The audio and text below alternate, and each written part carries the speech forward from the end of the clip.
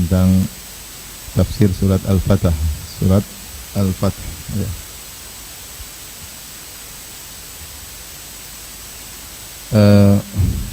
Sungguhnya di antara ilmu yang sangat bermanfaat adalah ilmu tafsir, ya. Karena kita berusaha memahami firman Allah Subhanahu wa taala. Allah Subhanahu wa taala di antara kasih sayangnya dan rahmatnya mengajarkan atau menurunkan Al-Qur'an kepada hamba-hambanya, ya. Makanya Allah berfirman, Ar-Rahman 'allamal Qur'an.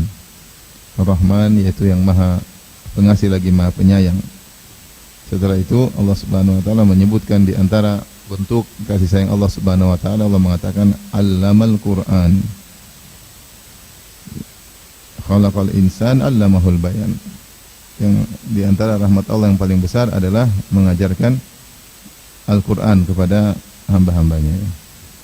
Melalui Rasulnya Nabi Muhammad SAW, karena dalam firman Allah di situ berisi dengan penuh kebahagiaan, ketentraman, petunjuk, kitab hidayah, dan ya Allah berfirman, Inna hadzal Qur'ana yahdi lillati hiya aqwam. Sungguhnya Al-Qur'an itu memberi petunjuk kepada yang terbaik.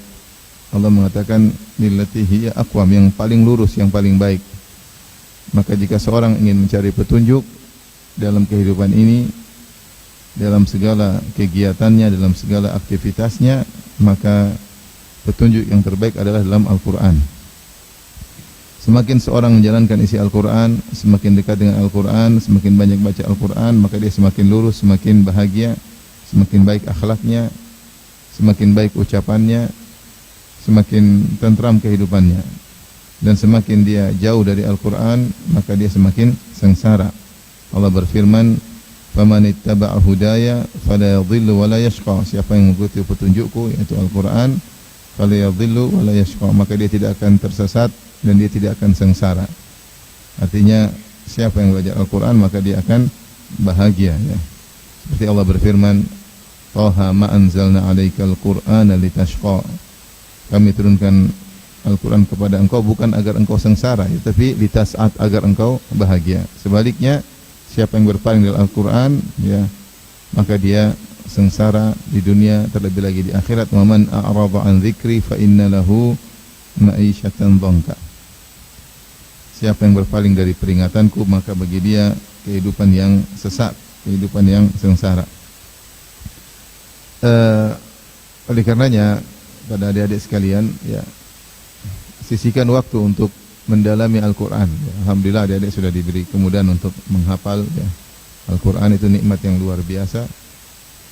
Perlu tahapan berikutnya memahami isi Al-Qur'an. Semakin kita paham isi Al-Qur'an, kita akan semakin bahagia, ya. Makanya di antara hal yang disesalkan oleh Syekhul Islam Ibnu Taimiyah rahimahullah taala adalah kurang menjelaskan tentang ilmu tafsir. Karena beliau rahimahullah taala, bagaimana kita tahu kehidupan beliau sibuk untuk meluruskan kesalahan-kesalahan umat, sehingga hampir seluruh tulisan yang beliau torehkan, yang beliau tuliskan, hampir seluruhnya terkait dengan akidah. Beliau punya perhatian terhadap fikih benar, tapi rata-rata kitab-kitab beliau terkait dengan akidah, dengan membantah berbagai macam penyimpangan, ya.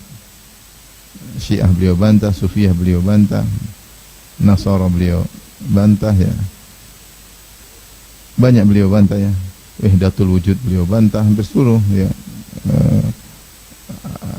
Falasifah beliau bantah, ahli mantik beliau bantah, dan beliau buat buku-buku tersendiri, ya. Di akhir hayatnya ketika beliau di penjara, beliau mulai mendalami tafsir atau menyampaikan tentang ilmu tafsir. Sampai sebenarnya mengatakan seandainya Ibn Taimiyah rahimahullah taala menulis tafsir, tentu akan keluar buku yang sangat luar biasa. Namun demikian Allah mentakdirkan beliau rahimahullah taala. Oleh karenanya di antara ilmu yang sangat bermanfaat, ilmu tafsir, kita membaca penjelasan para ulama tentang tafsir surat-surat dalam Al-Qur'an, dan itu semakin termasuk paling cepat menambah keimanan, keimanan. Makanya saya motivasi diri saya pribadi dan juga para hadirin dan hadirat untuk menyempatkan diri membaca buku tafsir Meskipun tafsir yang ringkas seperti tafsir Al-Muyassar atau tafsir As-Sa'di, apalagi kita baca buku tafsir-tafsir yang panjang yang memberikan banyak faedah. Baik, kita akan bahas pertama tentang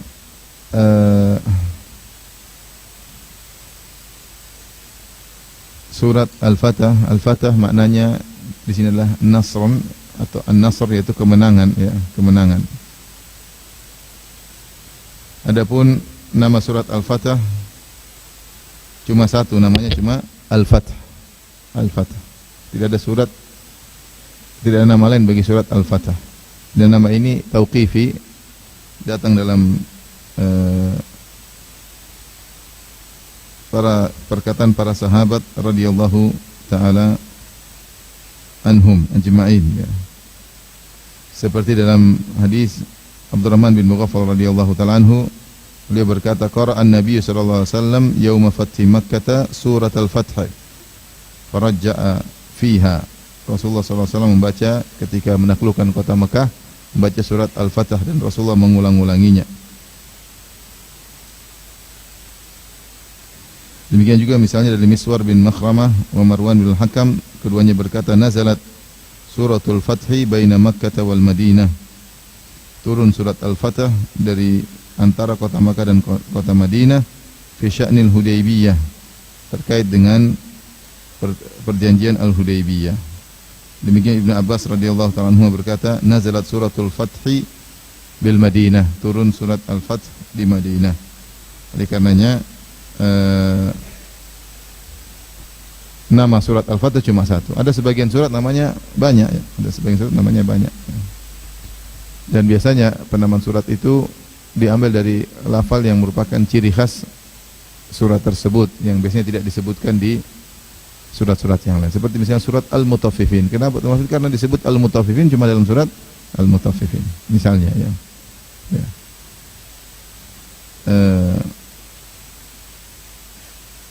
Di sini surat Al-Fatah disebut surat Al-Fatah, ya, karena dibuka surat ini dengan kabar gembira, yaitu kemenangan. Inna fatahna laka fatham mubina.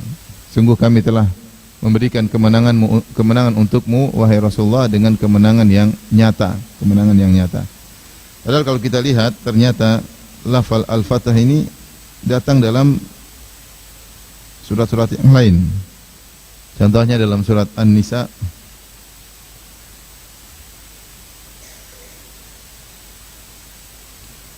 misalnya Allah berfirman dalam surat An-Nisa 141, fa in kana lakum fathum minallah, jika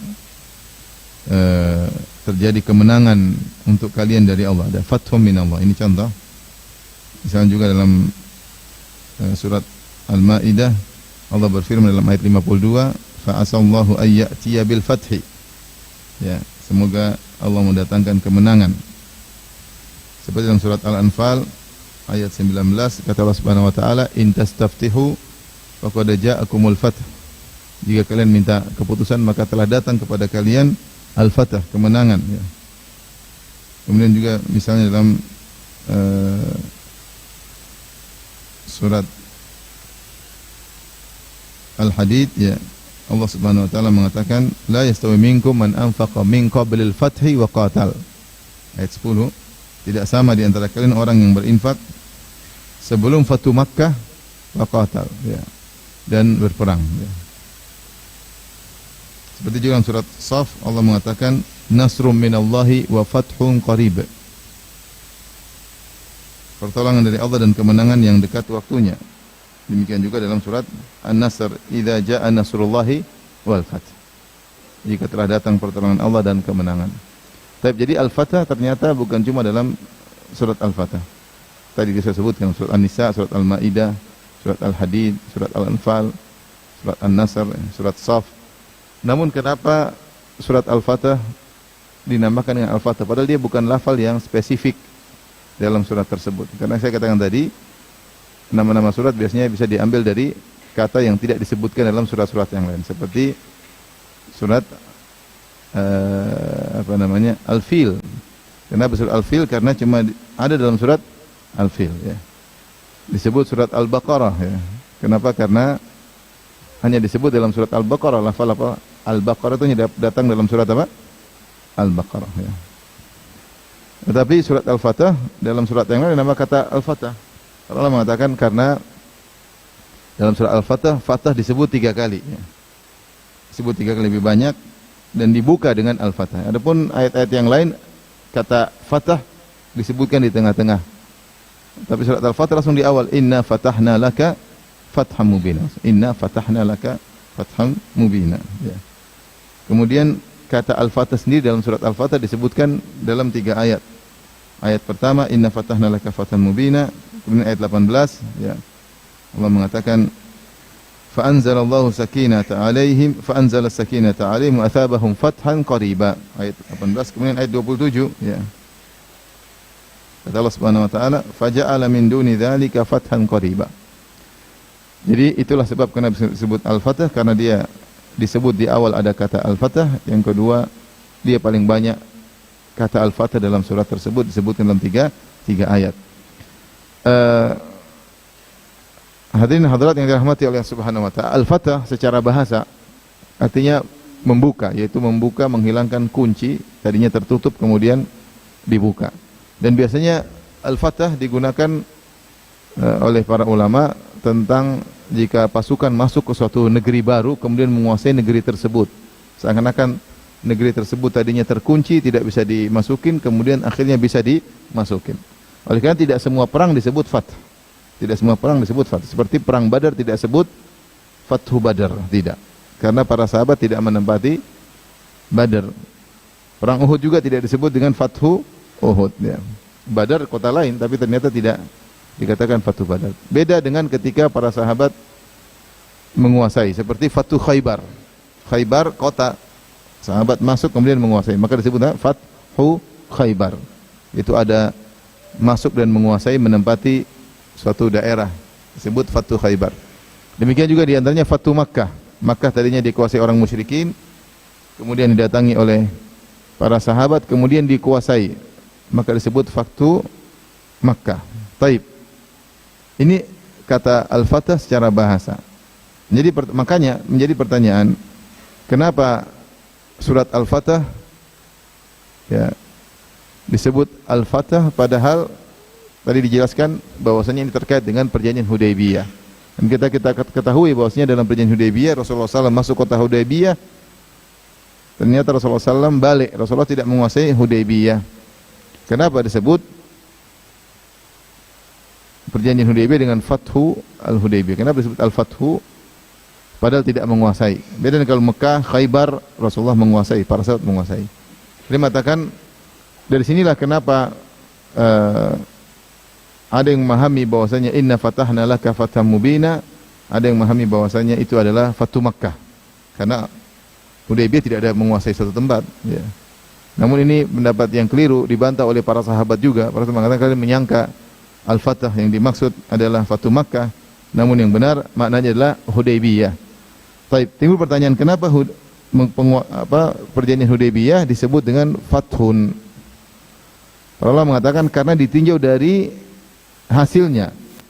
Dengan adanya perjanjian Hudaybiyah, maka akhirnya Rasulullah berhasil menaklukkan Khaybar. Dengan adanya perjanjian Hudaybiyah, maka Rasulullah berhasil menaklukkan kota Mekah. Maka ditinjau dari ujungnya, Hudaybiyah disebut Fathu Al-Hudaybiyah. Tapi ini ditinjau dari sisi makna. Adapun surat Al-Fatah maka tentunya dia adalah surat Madaniyah. Surat Madaniyah karena dia turun setelah hijrah, dan semua yang turun setelah hijrah maka disebut surat Madaniyah. Surat Fatah turun kapan? Setelah Rasulullah SAW beranjak meninggalkan Hudaybiyah, dan Hudaybiyah terjadi pada tahun 6 Hijriah bulan Dzulqa'dah. 6 Hijriah bulan Dzulqa'dah. Ketika Rasulullah SAW berpaling meninggalkan Hudaybiyah, baru kemudian Allah turunkan surat Al-Fatah. Maka tidak ada yang ragu bahwasanya surat Al-Fatah adalah surat Madaniyah. Sebagaimana kita ketahui disebut surat Makkiyah jika turun surat atau ayat sebelum hijrah, dan disebut Madaniyah jika turun ayat atau surat setelah hijrah. Jadi penamaannya terkait dengan tempat Mekah, Madinah, tetapi penentuannya terkait dengan waktu. Terkait dengan waktu. Ini diantara satu yang menarik. Penamaannya terkait dengan tempat, tetapi penentuannya ditentukan dengan waktu. Namanya surat Makkiyah bukan berarti turun di Mekah, tapi turun sebelum hijrah. Dan namanya surat Madaniyah bukan berarti turun di Madinah, tapi turun setelah hijrah. Ya, ada yang mengatakan seperti tadi, surat Fatu Makkah ini turun antara Mekah dan Madinah ketika Rasulullah SAW balik meninggalkan Mekah menuju Madinah. Tetapi tetap dikatakan surat Madaniyah karena turun setelah hijrah. Demikian juga misalnya firman Allah Subhanahu wa taala dalam surat Al-Maidah, "Al-yauma akmaltu lakum dinakum wa atmamtu 'alaikum ni'mati wa raditu lakumul Islam madina." Turun ketika Rasulullah SAW sedang wukuf di Arafah pada tanggal 9 Zulhijjah tahun 10 Hijriyah. Turun tanggal 9 Zulhijjah di Arafah dan Arafah di Mekah. Tapi ayat ini bukan ayat Makkiyah, tapi dia ayat Madaniyah. Ya. Meskipun turunnya di kota Mekah. Kenapa? Karena patokan Makkah dan Madaniyah dan Makkiyah adalah terkait dengan waktu. Yang turun sebelum hijrah namanya Makkiyah, yang turun setelah hijrah namanya Madaniyah. Ada yang paham? Ya. Paham tidak? Jadi Makkiyah adalah ayat yang turun sebelum hijrah, dan Madaniyah turun setelah hijrah. Baik, adapun tujuan dari surat ini adalah memberi kabar gembira kepada kaum mukminin bahwasanya mereka akan mendapatkan kemenangan-kemenangan setelah Hudaybiyah, dan menghibur mereka karena nanti akan kita sebutkan tentang kisah perjanjian Hudaybiyah mendatangkan kesedihan yang besar bagi para sahabat. Begitu mereka sedang bersedih, diliputi dengan kegelisahan, kesedihan, Allah turunkan ayat ini bahwasanya di balik kejadian Sulhul Hudaybiyah, perjanjian Hudaybiyah, ternyata banyak sekali keutamaan-keutamaan, kemenangan-kemenangan yang Allah berikan. Adapun keutamaan surat Al-Fatah, kalau kita baca surat Al-Fatah termasuk dari Al-Mathani, ya. Para ulama membagi surat menjadi 4 model. Yang pertama adalah As-Saba Atul, ya, yaitu 7 surat yang panjang. Kemudian Al-Mi'in, Al-Mi'in maksudnya 7 surat-surat yang ayatnya ratusan ayat. Kemudian Al-Mathani, Al-Mathani yaitu kurang dari ratusan ayat. Kemudian Al-Mufassal, Al-Mufassal dari surat Qaf atau Al-Hujurat sampai terakhir. Surat Al-Hujurat sampai terakhir. Jadi surat dalam Al-Quran dibagi menjadi 4. Adapun yang panjang-panjang seperti Al-Baqarah, Al-Imran, An-Nisa, ya, sampai At-Taubah, ya. Ini surat Al-A'raf, At-Taubah, ini surat-surat yang panjang. Setelahnya surat-surat yang mi'in yang ayatnya juga lebih dari 100 ayat. Setelah itu adalah disebut dengan Al-Mathani. Ayatnya tidak sampai 100 tetapi panjang. Di antaranya surat Al-Fatah, surat Muhammad. Kemudian yang terakhir disebut dengan Mufassal. Al-Mufassal mulai dari surat Qaf atau surat Hujurat sampai surat An-Nas.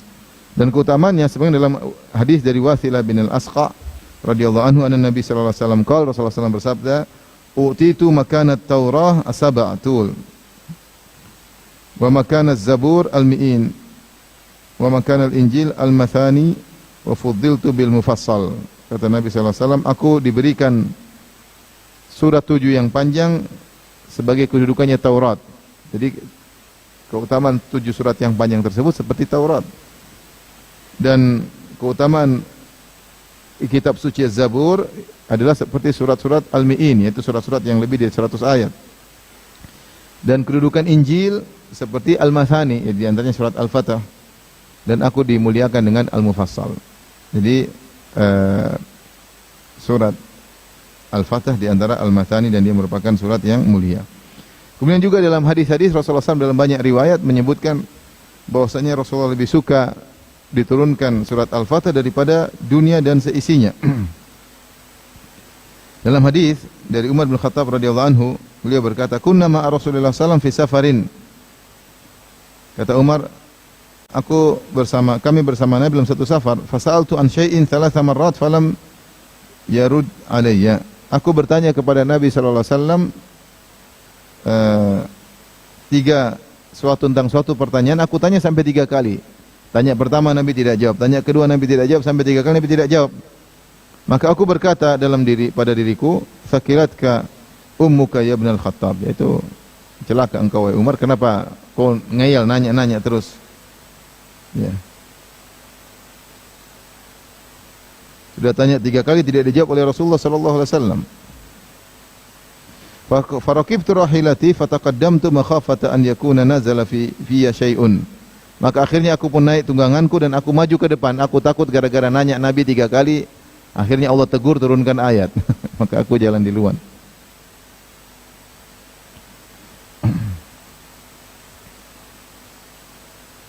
Fa idza bimunadin yunadi ya Umar aina Umar? Tiba-tiba ada yang manggil, Umar, mana Umar?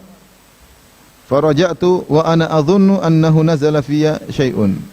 Aku sudah ke depan, balik lagi dicari, wah bahaya nih. Aku pikir ada ayat turun negur aku.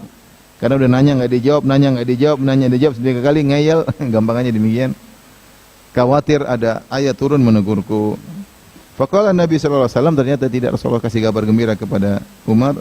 Rasulullah berkata, nazalat alayyal barihata suratun hiya ahabbu ilayya minad dunya wa fiha. Telah turun kemarin atau semalam ada surat yang lebih aku cintai daripada dunia dan seisinya. Inna fatahna laka fatham mubina. Itu surat Al-Fatah. Itu surat ini menunjukkan tentang kadar keutamaan kita membaca Al-Quran. Bahwasanya Al-Quran itu lebih baik daripada dunia dan seisinya. Ya. Dalam riwayat yang lain, dalam Sahih Bukhari, Rasulullah bersabda, laqad unzilat alayya laylata suratun lahiya ahabbu ilayya mimma tala'at alaihi syamsu. Sungguh telah diturunkan semalam surat yang lebih aku cintai daripada yang matahari terbit di atasnya. Matahari terbit di atas bumi dan seisinya. Inna fatahna laka fatham mubina.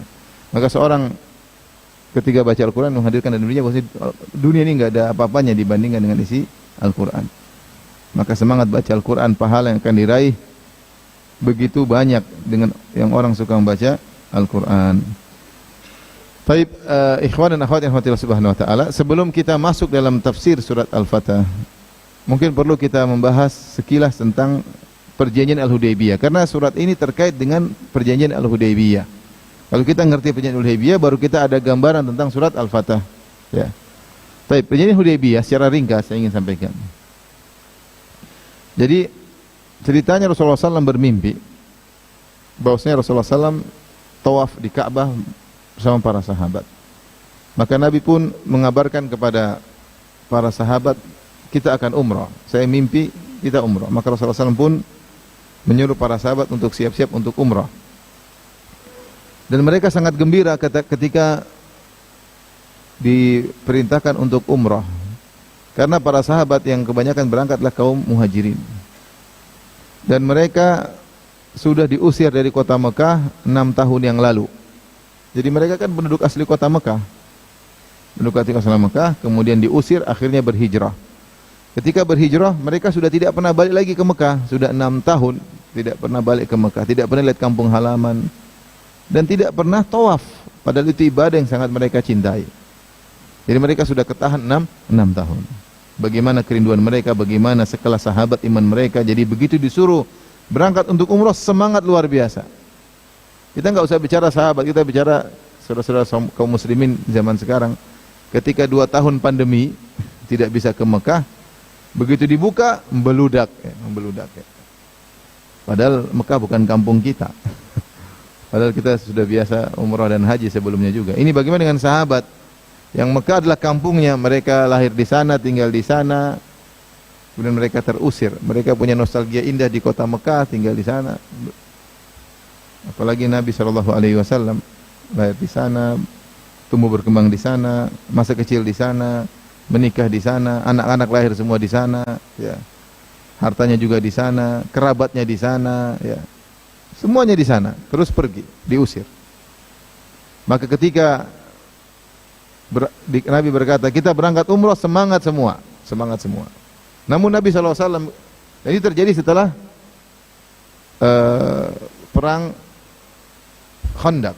Perang Khandaq terjadi pada tahun 5 Hijriah, di mana Quraisy datang 4.000 orang Quraisy beserta kabilah-kabilah Badui, Ghatafan dan yang lainnya 6.000, jadi 10.000. Kemudian mereka akhirnya pulang tanpa ada hasil.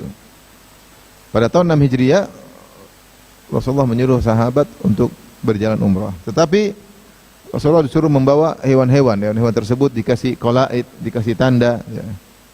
Bahwasanya ini hewan-hewan untuk diserahkan di Mekah.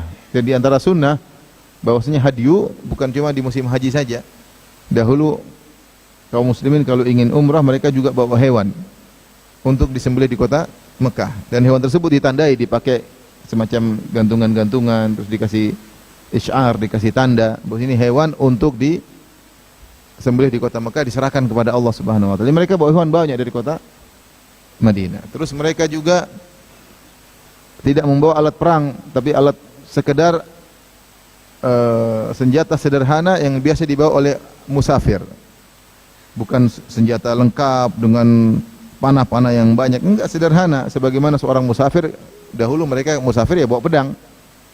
Karena bisa jadi di tengah jalan ada perompak atau perampok dan yang lainnya, ya. Kota Utarik. Jadi mereka bawa senjata sederhana untuk memberitahukan kepada Quraisy, kami tidak ingin perang, kami hanya ingin umrah. Dan itu benar-benar tersebar karena mereka tahu kode etik seharusnya orang Quraisy yang tinggal di kota Mekah tidak boleh melarang orang yang umrah.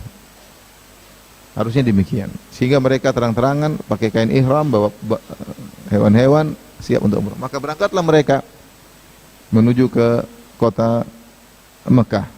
Semangat, labbaik Allahumma labbaik, labbaik la syarika lak labbaik. Padahal ujungnya tidak jadi umrah. Semangat. Dan jumlah mereka ada yang mengatakan 1.300, ada yang mengatakan 1.400, ada yang mengatakan 1.500. Khilaf di kalangan para ahli tafsir, para ulama. Berangkatlah mereka, di tengah-tengah mereka bertalbiyah. Akhirnya mereka berjalan sudah sampai 400 kilo lebih. Tiba-tiba hal ini didengar oleh orang Quraisy, maka orang Quraisy merasa, waduh, ini kurang ajar Muhammad dan kawan-kawannya. Maka mereka kumpulkan Ahabis, yaitu orang-orang Arab yang berada di sekitar kota Mekah untuk mencegat, dan mereka nyuruh Khalid bin Walid untuk mencegah. Intinya mereka tidak mau Rasulullah SAW dan para sahabat umrah. Mereka enggak mau. Dan mereka merasa ini suatu hal yang memalukan. Kami penduduk kota Mekah, kok ada rombongan datang tanpa minta izin, tanpa persetujuan kami, datang masuk mau umrah. Tidak bisa, mereka malu. Tapi mereka mau perang juga, mereka juga ragu-ragu, ya. Intinya akhirnya mereka kirim Khalid bin Walid untuk mencegah Nabi SAW. Dan para sahabat semangat. Tiba-tiba di tengah perjalanan, onta Nabi menderam, tidak mau jalan, ya. Maka para sahabat mengatakan, onta Rasulullah membangkang. Kata Rasulullah SAW, dia tidak membangkang. Walaysa dzalika bi khuluqin, itu bukan akhlaknya ontaku. Ontaku itu nurut, disuruh-suruh mana? Nurut. Dia tidak membangkang. Walakin habasaha habisul fil, tetapi yang membuat onta ini tidak bisa jalan adalah Allah yang pernah mencegah gajah-gajahnya Abraha tidak maju ke dalam kota Mekah. Sebagaimana gajah-gajahnya Abraha tidak mau maju, Allah juga mencegah onta ini. Antum tahu kan kisah Abraha, ketika Abraha ingin mencongkel Ka'bah, dia bawa, ada yang mengatakan 8 ekor gajah, ada yang mengatakan 12 ekor gajah. Tujuannya dia bawa gajah banyak supaya Ka'bah dirantai, kemudian dicungkil sekali cungkil. Bukan dilepaskan satu-satu batunya, tapi mau dicungkil sekalian. Dan itu tidak bisa melakukannya kecuali hewan yang bertubuhnya kuat. Tubuhnya kuat, gajah. Maka dia bawa 8 gajah, 12 ekor gajah. Tapi gajah tersebut ketika menuju kota Mekah ternyata tertahan. Disebutkan oleh sebagian ulama, gajah-gajah tersebut ada gajah yang paling top, yaitu komandan gajah, namanya Mahmud. Namanya siapa? Mahmud. Ada yang sini namanya Mahmud. Akhirnya komandan gajah tersebut ketika disuruh maju enggak mau, tapi ketika suruh mundur dia semangat. Yang tahan mereka siapa? Allah Subhanahu wa taala. Maka ketika onta Nabi menderam tidak mau maju ke kota Mekah, para sahabat bela semangat masuk kota Mekah. Onta Nabi enggak mau jalan, terus gimana? Onta Nabi menderam enggak mau jalan. Mereka bilang, ayo jalan-jalan, ini gimana kota membangkang? Nabi bela ontanya. Nabi mengatakan dia tidak membangkang, walaysa dzalika bi khuluqin, dan itu bukan akhlaknya ontaku, walakin habasah habisul fil.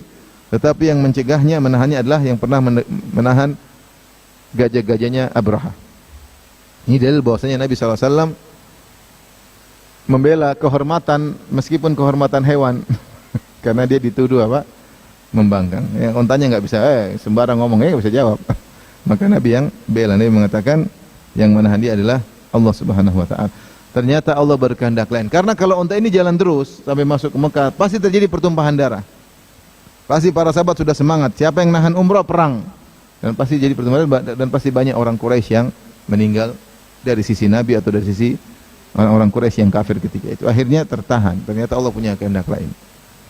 Tertahan di situ di Hudaybiyah. Hudaybiyah itu kurang lebih 22 kilo sebelah barat kota Mekah. Kalau Ka'bah, maka Hudaybiyah sebelah barat, sebelah kiri. Sekitar 22 kilo. Dia termasuk tanah haram terjauh, batas tanah haram terjauh. Sebagiannya masuk tanah haram, sebagiannya masih tanah halal. Sekarang dikenal dengan Shumaisi. Dikenal dengan Shumaisi, ya, kota nama baru, Hudaybiyah Shumaisi. Akhirnya, artinya para sahabat sebentar lagi sampai Mekah. Sudah jalan, kalau Mekah Madinah 450 kilo, Madinah ke Mekah 450 kilo, berarti para sahabat sudah jalan sekitar 425 kilo. 430 kilo sudah jalan. Berarti tinggal 20 kilo lagi sampai. Ini suruh gagal, siapa enggaknya? Kalau gagal dari awal baru jalan 2 kilo suruh pulang masih aman. Ini sudah 430 kilo. Sebentar lagi sampai. Kemudian tidak jadi umroh, makanya para sahabat gerem ya. Ketika tidak jadi umroh. Semangat lagi rindu, pengin lihat kampung, pengin lihat Ka'bah, pengin tawaf, pengin ibadah, mati sekalian enggak apa-apa ya. Ternyata onta Nabi tidak jalan. Akhirnya orang-orang Quraisy mengirim beberapa delegasi untuk diskusi dengan Nabi SAW. 1, 2, 3, kalau nggak salah yang keempat baru Suhail bin Amr. Waktu itu masih kafir. Suhail bin Amr radhiyallahu taala anhu, ini masih kafir. Maka diskusi sama Nabi SAW, diskusi. Intinya akhirnya terjadi kesepakatan yang disebut dengan Sulhu Al-Hudaybiyah, itu perdamaian Al-Hudaybiyah, perjanjian damai Al-Hudaybiyah. Agak alot perjanjian tersebut, tapi akhirnya Rasulullah SAW setuju. Perjanjian tersebut isinya secara zahir merugikan kaum muslimin secara zahir. Di antara isi perjanjian tersebut, pertama bahwasanya kaum muslimin harus pulang ke kota Madinah, tidak jadi umroh tahun ini. Zulqa'dah tahun 6 Hijriah tidak jadi, pulang. Ini pertama yang menjengkelkan. Yang kedua, kalaupun balik tahun depan pada bulan Zulqa'dah tahun 7 Hijriah, maka hanya boleh umroh tinggal di kota Mekah 3 hari, tidak boleh lebih. Hanya 3 hari. 3 hari terus pulang. Ini juga menjengkelkan. Hanya suruh boleh menetap di Mekah 3 hari. Yang ketiga, terjadi genjatan senjata selama 10 tahun. Tidak ada pembunuhan, tidak ada perlawanan, tidak ada permusuhan, genjatan senjata selama 10 tahun. Yang berikutnya, di antara isi perjanjian Hudaybiyah, ketika terjadi perdamaian antara Muhammad dan Quraisy, maka kabilah manapun di luar kaum muslimin dan Quraisy yang ingin gabung silahkan, Maka akhirnya kabilah Banu Bakar gabung dengan Quraisy. Kafir, kabilah Banu Bakar juga kafir, gabung dengan Quraisy. Dan kabilah Al-Khuza'ah yang juga musyrik gabung dengan kaum muslimin, sehingga berkoalisi. Jadi kaum muslimin punya koalisi dari kabilah kafir juga, kabilah musyrik namanya kabilah Khuza'ah. Dan Quraisy punya koalisi dengan kabilah Banu Bakar. Kemudian di antara isi perjanjian yang tidak menyenangkan, bahwasanya siapa yang datang kaum muslimin yang kabur dari kota Mekah menuju Madinah harus dikembalikan. Tidak ada orang Islam dari Mekah kabur ke Madinah kecuali harus dikembalikan. Dan sebaliknya, kalau ada orang dari Madinah kabur menuju Mekah, maka dibiarkan, jangan dikembalikan. Ini kan Mekah, Madinah, Mekah di bawah, Madinah di atas. Kalau ada orang Islam kabur dari Madinah, ada orang dari Madinah kabur ingin gabung dengan Quraisy, maka tidak boleh dikembalikan, biar gabung supaya Quraisy banyak orang. Kalau ada orang dari Mekah mau kabur ke Madinah harus kembalikan. Ini juga menjengkelkan, karena seakan-akan menguntungkan kaum musyrikin. Setelah suruh tanda tangan,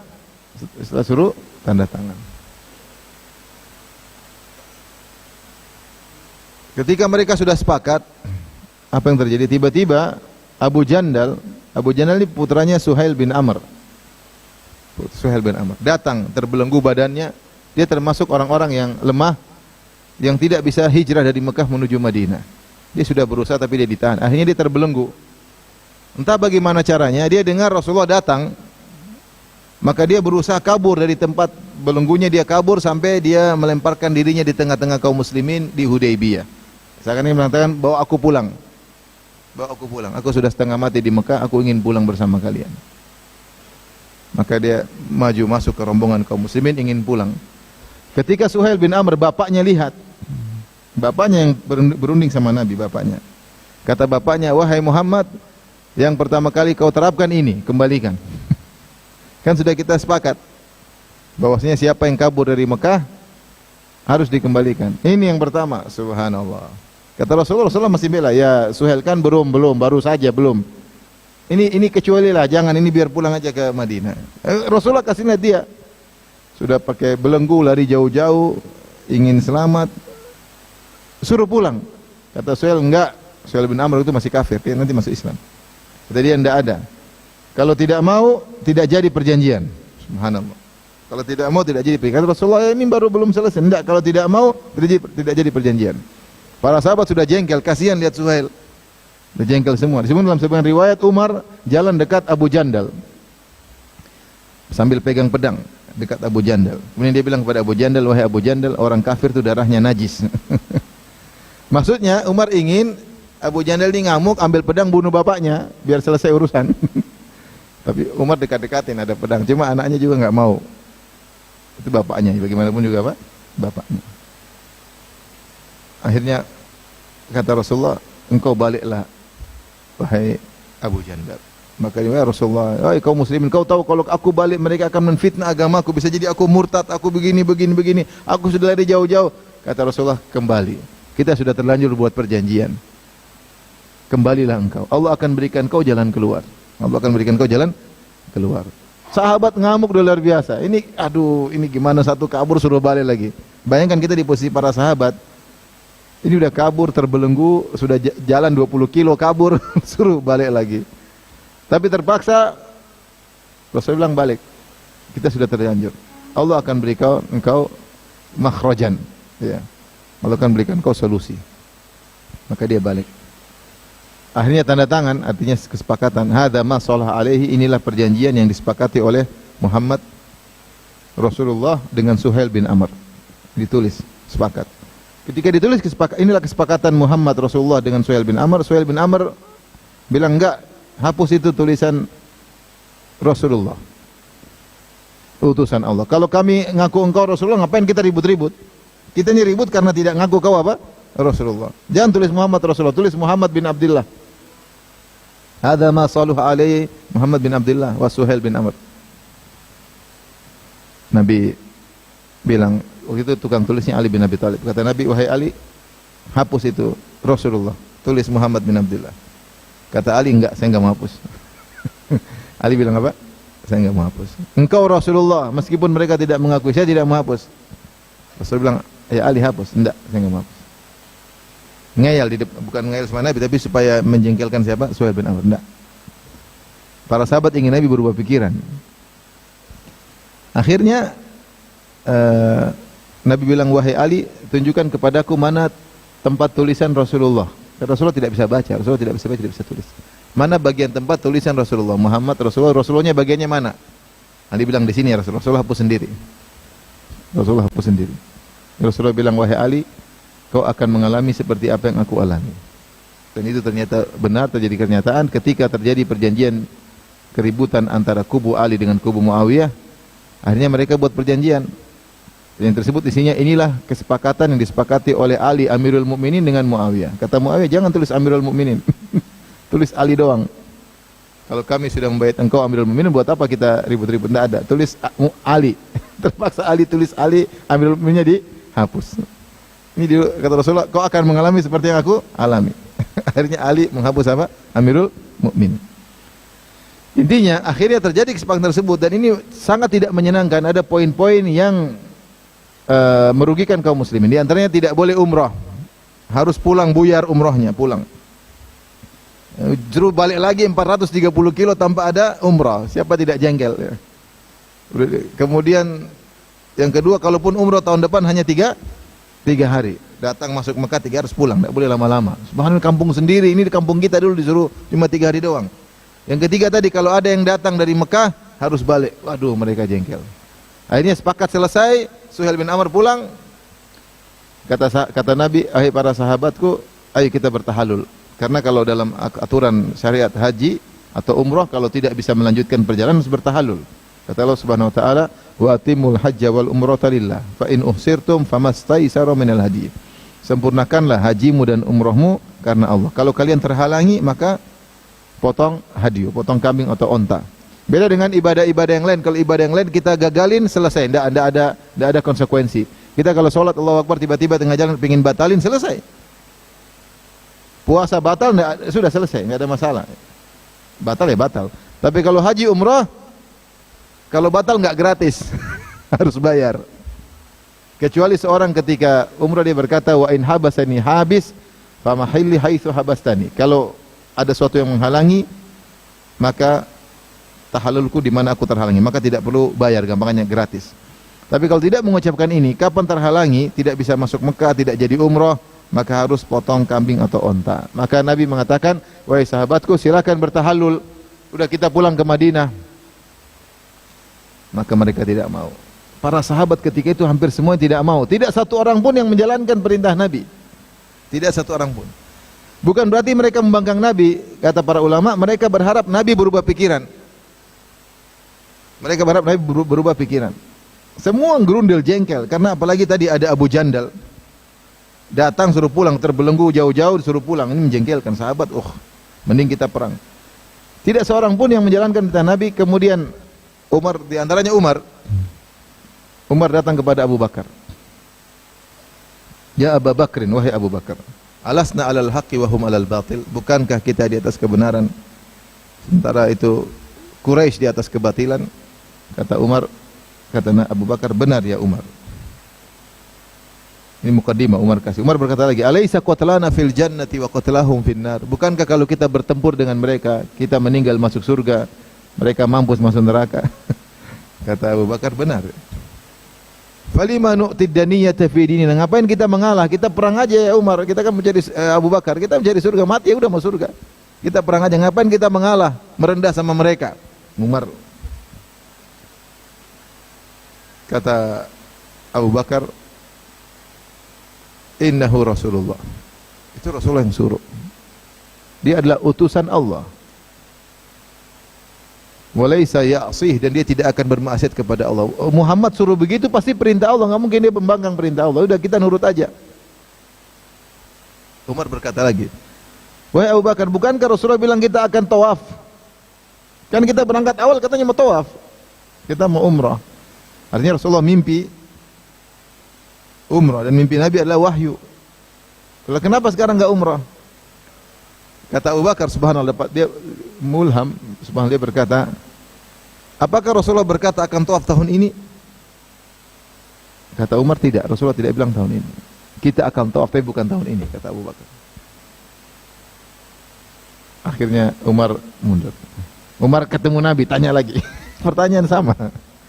"Ya Rasulullah, alasna alal haq wa hum alal batil." Bukankah itu kebenaran mereka kebatilan? Kata Rasulullah, "Tentu ya Umar." "Alaysa qatlana fil jannah wa qatlahum fin nar." Kalau kita perang kita masuk surga, mereka mampus masuk neraka? Kata Nabi, "Tentu ya Umar." "Falima nu'ti daniyata fina." Kalau gitu ngapain kita mengalah? Kata Rasulullah, "Inni Rasulullah." Aku Rasulullah. Ini saya bikin begini bukan kemauan saya, perintah Allah. "Walastu a'si." Dan aku tidak akan membangkang Allah Subhanahu wa taala. Ini perintah Allah Subhanahu wa taala. "Ya Rasulullah, bukankah Anda mengatakan kita akan tawaf?" "Iya, saya bilang kita tawaf, tapi saya bilang tahun ini Umar." "Enggak. Kita akan tawaf, tapi bukan tahun ini." Subhanallah. Ketika itu hampir semua sahabat tidak setuju dengan keputusan Nabi. Makanya Sahal bin Hunayf ketika terjadi suatu peristiwa mengatakan, "Ya ayuhan nas ittahimu anfusakum." Wahai manusia sekalian, curigai diri kalian. Sungguh kami ketika Yauma Abi Jandal, ketika perang perjanjian Hudaybiyah, ketika Abu Jandal disuruh balik, kami semua tidak setuju dengan keputusan Nabi SAW. Karena menurut kami ini merugikan, secara logika merugikan. Disuruh pulang, umroh tahun depan cuma 3 hari, yang datang dari Mekah harus dipulangkan. Lihat saudara kami Abu Jandal datang terbelenggu setengah mati, sudah jalan 30 kilo suruh balik lagi. Kami hampir-hampir tidak membenarkan Nabi ketika itu. Makanya seakan-akan dia berkata, curigailah diri kalian. Kalau sudah datang keputusan, terima aja. Kalau datang wahyu, datang Al-Quran, datang sunnah, nggak usah pakai logika terlalu banyak. Kalau itu perintah Allah, kerjakan, pasti benar, pasti membahagiakan, pasti manfaatnya besar. Akhirnya para sahabat tetap tidak mau menyembelih onta mereka dan kambing mereka. Rasulullah sedih. Ingat, saya katakan para sahabat tidak mau bukan berarti mereka membangkang Nabi, tapi mereka ingin Nabi berubah karena masih bisa berubah pikiran. Siapa tahu Nabi bilang, ayo sudah kita perang aja. Sudah perang, mereka pengen perang. Daripada pulang capek-capek jalan lagi 430 kilo, mending mati perang, mati syahid. Ini pikiran sederhana para sahabat. Gimana kita mau tega lihat saudara kita Abu Jandal suruh pulang lagi? Sedih. Akhirnya Nabi sedih, Nabi masuk ke kemahnya. Kemudian Ummu Salamah istri Nabi SAW bertanya, ada apa? Maka Nabi cerita. Maka Ummu Salamah mengatakan, Rasulullah, Anda keluar aja, tidak usah bicara sama siapapun, panggil tukang cukur Anda, kemudian potong rambut, sembelih onta Anda, selesai. Nabi jalankan nasihat istrinya, dia keluar panggil tukang cukur rambut, potong onta. Ketika para sahabat lihat Nabi sudah cukur rambut dan potong onta, mereka tahu tidak bakalan terjadi perubahan pikiran lagi. Mereka segera kerjakan semua. Jadi harapan mereka berubah, ternyata sudah nggak bisa lagi. Nabi sudah apa? Potong onta, Nabi sudah cukur rambut, berarti tidak akan ada perubahan pendapat. Akhirnya mereka semua kerjakan. Mereka pulang dalam kondisi sedih. Ketika dalam kondisi sedih, turunlah ayat ini, Inna fatahna laka fatham mubina. Dalam kondisi sedih turun ayat ini, sungguhnya kami telah memberikan kepada engkau wahai Muhammad kemenangan yang nyata. Kemenangan nyata apa? Ternyata benar di kemudian hari. Luar biasa dampak dari Sulh Hudaybiyah. Ternyata dampak dari perjanjian Hudaybiyah. Perjanjian Hudaybiyah terjadi pada tahun 6 Hijriah bulan Dzulqa'dah. Kemudian Fatu Makkah terjadi pada tahun 8 Hijriah bulan Ramadan. Berarti antara Sulh Hudaybiyah dengan Fatu Makkah tidak sampai 2 tahun. Ya, karena Ramadan, Syawal, Dzulqa'dah itu 2 tahun kurang 2 bulan. Ternyata ketika Rasulullah SAW menaklukkan kota Mekah, Rasulullah SAW bawa pasukan 10.000 orang. Ketika Rasulullah siapkan pasukan 10.000 orang jalan dari Madinah menuju Mekah. Padahal pada waktu perjanjian Hudaybiyah pasukan kaum muslim cuma sedikit. Ketika perang Khandaq tahun 5 Hijriah, pasukan Nabi sekitar cuma 2.000. 1.500 sampai 2.000. Jadi pada tahun 6 Hijriah mungkin kaum muslimin mungkin jumlahnya cuma 2.500 sampai 3.000, mungkin sekitar 2.000 sampai 3.000. Itu 6 Hijriah. Ketika 8 Hijriah ternyata sudah jadi 10.000. Berarti ada kenaikan sekitar 8.000 atau 7.000 orang masuk Islam dalam waktu 2 tahun. Dan ini mengalahkan dakwah Nabi sejak awal. Dari awal di Mekah 13 tahun plus 6 tahun, 13 tambah 6, 19 tahun. Cuma kaum muslimin sekitar 2.000, paling banyak 3.000. Cuma 3.000 dakwah Nabi selama 19 tahun. Ini 2 tahun naik 7.000. Luar biasa. Bukankah ini kemenangan? Kemenangan. Kenapa bisa kemenangan? Karena ketika 2 tahun perjanjian damai tersebut tidak boleh ada perang. Ketika tidak boleh perang, orang Islam boleh main ke Mekah, orang Mekah boleh main ke Madinah, kabilah-kabilah lain mulai datang ke Madinah pingin tahu Islam karena mereka takut diawasi oleh Quraisy, karena mereka takut sama Quraisy. Ketika perjanjian damai, bebas orang lalu larang. Ada yang datang ke Madinah ngobrol. Akhirnya banyak orang bisa menerima dakwah dengan otak tenang, dengan kepala dingin. Oh ternyata Islam begini, ternyata indah, ternyata indah, ternyata indah. 7.000 masuk Islam. Ini kemenangan luar biasa. Ini kemenangan yang pertama. Dalam waktu 2 tahun masuk Islam 7.000 orang atau 8.000 orang. Nabi berdakwah dari awal sampai 19 tahun total cuma 3.000 maksimal. Ini kemenangan luar biasa. Yang kedua, subhanallah. Ternyata dengan adanya perjanjian Hudaybiyah, Rasulullah SAW bisa melakukan Khaybar. Ketika Khaybar ditaklukkan kapan? 7 Hijriah. Kalau Nabi masih perang sama Quraisy, Nabi susah mengalahkan Yahudi karena Quraisy biasa jadi bantu Yahudi. Untuk mengalahkan Yahudi, musuhnya dipisah dulu. Quraisy perjanjian damai dulu. Sudah damai Quraisy. Perang sama Yahudi, Quraisy nggak bakalan bantu, sehingga Nabi bisa menaklukkan Khaybar. Di antara faedah dari Hudaybiyah, karena Quraisy dan koalisi-koalisinya, koloni-koloninya diem, nggak berani ganggu karena sudah ada perjanjian. Ini Nabi murni bisa nyerang Khaybar dan akhirnya Khaybar ditaklukkan pada tahun 7 Hijriah. Dan dengan adanya perjanjian Hudaybiyah, ternyata sahabat mendapat jalan keluar. Rasulullah mengatakan kepada Abu Jandal kau akan dapat jalan keluar. Ternyata Abu Jandal setelah itu dia kabur lagi. Dia kabur lagi datang ke Madinah, Nabi nggak bisa. Kata Nabi nggak bisa, kau nggak bisa ke Madinah, harus balik. Dia tidak ke Madinah, maka dia berada di tempat antara Mekah dan Madinah. Saya lupa tempatnya apa. Dia nongkrong di situ. Akhirnya setiap orang kabur dari Mekah nongkrong sama dia, gampangannya bikin kelompok. Jadi kelompok beberapa orang. Kemudian orang-orang Mekah kalau mereka ingin berdagang, mereka kan dari Mekah dagangnya di Syam di atas. Mereka pasti lewat ke utara. Lewat Madinah aman, tapi antara Mekah dan Madinah ada gerombolan yang menghalangi. Kepala gengnya Abu Jandal, gampangannya demikian. Abu Jandal radhiyallahu anhu. Maka setiap ada kafilah dagang lewat diganggu, dirampas. Mereka lapor sama Nabi, ya Rasulullah ini bagaimana? Wahai Muhammad, ini orang, ya, itu kan di luar perjanjian kita, dia kabur, saya tidak terima. Jadi akhirnya mereka bikin kelompok. Setiap ada yang datang, ada Abu Jandal, ada Abu Basir. Akhirnya orang Quraisy bilang, ya sudah. Daripada mereka ganggu, mending gabung sama kalian. Intinya, akhirnya Allah kasih jalan keluar juga kepada mereka. Dan akhirnya ketika berkoalisi antara kaum muslimin, ketika perjanjian Hudaybiyah, Khuza'ah berkoalisi dengan kaum muslimin, Banu Bakar berkoalisi dengan Quraisy. Ternyata Banu Bakar dan Khuza'ah ini ada dendam kusumat sejak lama, dendam lama. Akhirnya Banu Bakar berkhianat. Dalam usia perjanjian Hudaybiyah yang harusnya 10 tahun, ternyata Banu Bakar koalisinya Quraisy membunuh Khuza'ah. Bahkan dibantu oleh sebagian Quraisy. Ketika Khuza'ah dibunuh, dia lapor kepada Nabi, ya Rasulullah, mereka telah, padahal Khuza'ah juga musyrik, sama-sama musyrik. Tapi ketika Khuza'ah ada yang dibunuh, dilapor kepada Nabi, akhirnya Nabi siapkan 10.000 pasukan untuk menaklukkan Mekah, dan akhirnya kota Mekah berhasil ditaklukkan pada tahun 8 Hijriah, bulan Ramadan. Ini semua menunjukkan bahwasanya Sulh Hudaybiyah benar-benar fathan mubina, kemenangan yang nyata. Ini dalil bahwasanya seorang kalau sudah datang dalil maka dia tunduk.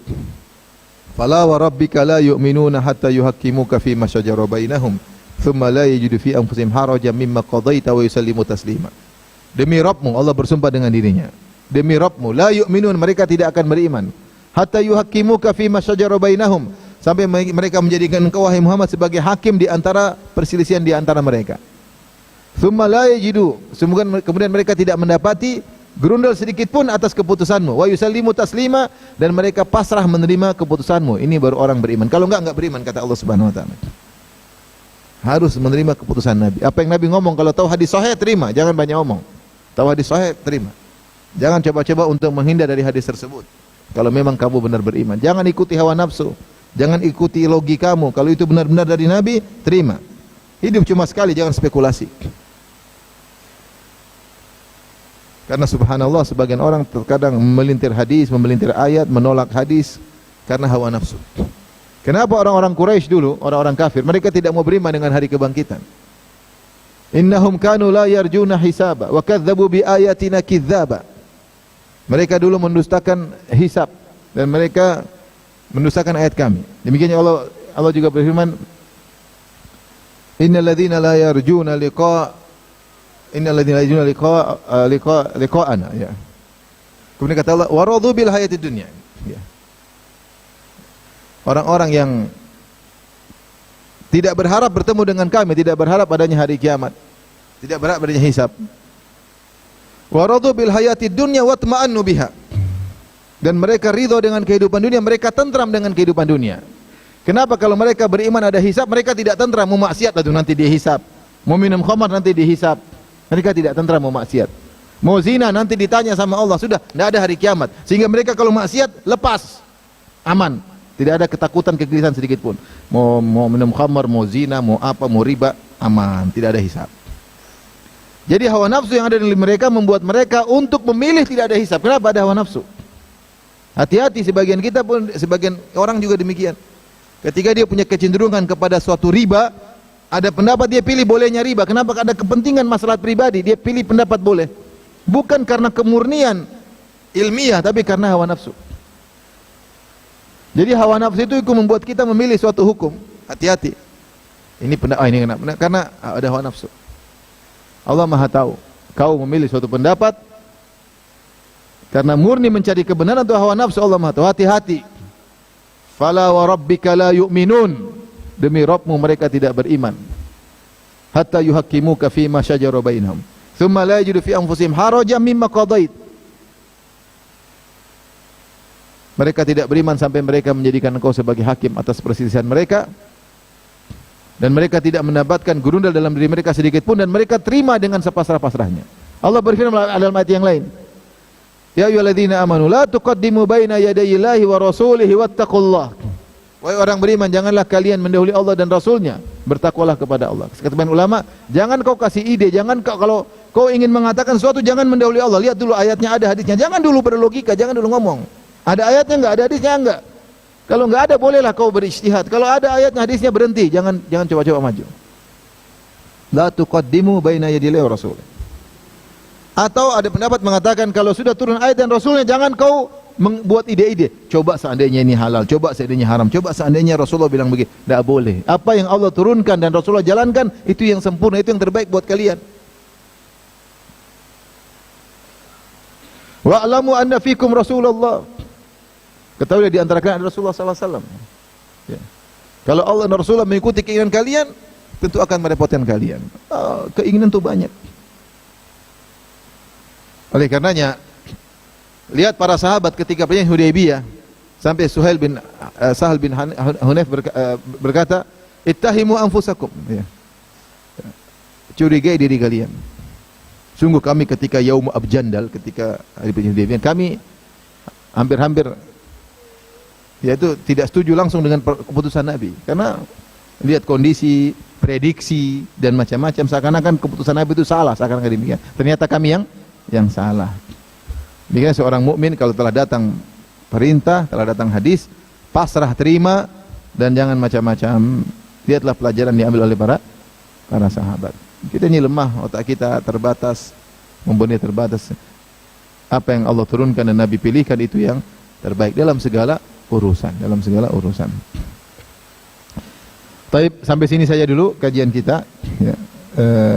Insyaallah pertemuan berikutnya kita akan mulai dari ayat yang pertama. Tapi nanti kita ngerti tentang Hudaybiyah, ceritanya demikian karena ini terkait dengan surat ini terkait dengan perjanjian Al-Hudaybiyah. Wallahu taala a'lam bis-shawab.